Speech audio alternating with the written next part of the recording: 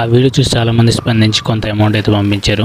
ఆ అమౌంట్ ద్వారా కొంచెం రైస్ తీసుకున్నాను, ఒక 50 కేజీలు, అండ్ అలాగే వాళ్ళకి కొన్ని రోజులు సరిపడా సరుకులు అయితే తీసుకున్నాను, అత్యవసరాలకు ఉపయోగపడేవి.